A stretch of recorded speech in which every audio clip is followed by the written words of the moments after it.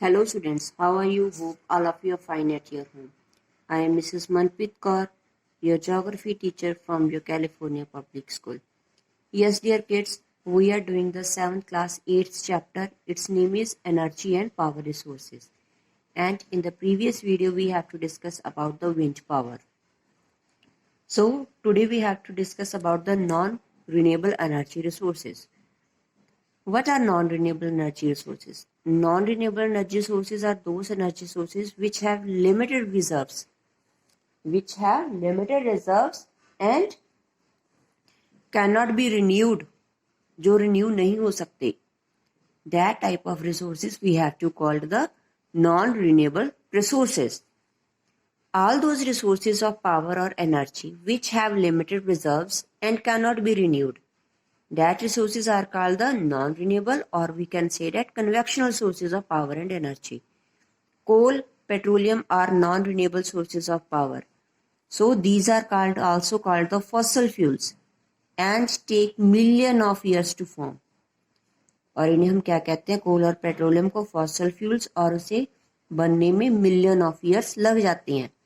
In fact, coal and petroleum are widely used source of non-renewable power. But इन्हें हम आजकल बहुत ज़्यादा यूज़ कर रहे हैं. So firstly we have to discuss about the coal. Coal was used for centuries to provide heat for domestic uses.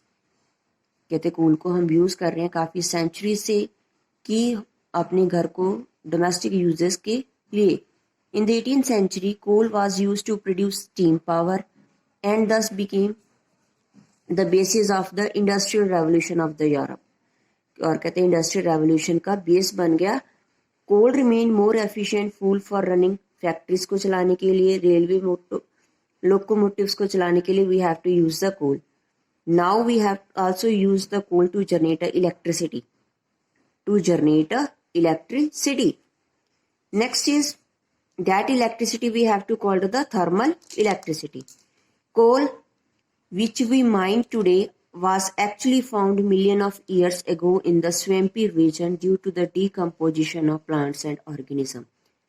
कहते कोल जो हमारे पास आज है, इसको कब का बना हुआ है? मिलियन ऑफ ईयर्स एगो पहले बना हुआ है, और ये हमें स्वैम्पी रीजन्स में मिला था जहां पर प्लांट्स ऑर्गेनिज्म की डीकम्पोजिशन अर्थ के नीचे जो बरिड हो गए थे. These plants remained buried between the layers of the soil, silt and clay. कहते सैंड, सेल्ट और क्ले इन लेयर्स के बीच में वो बरीड हो गए, और प्रेशर के कारण overlaying layers of sediments plants change into the hydrocarbons. जो प्लांट्स थे वो चेंज हो गए हाइड्रोकार्बन्स में, मींस कोल्स में. So today coal is found in layers of varying thickness of the sedimentary rocks. कहते सेडिमेंट्री रॉक्स में हमें कोल मिलता है. कोल कैरेक्टर्स इसकी 4 टाइप्स हैं. That depending upon the amount of carbon कितना उसमें प्रेजेंट है. Peat, lignite, bituminous and anthracite. These are the 4 types of the coal. Peat is the actually coal in making.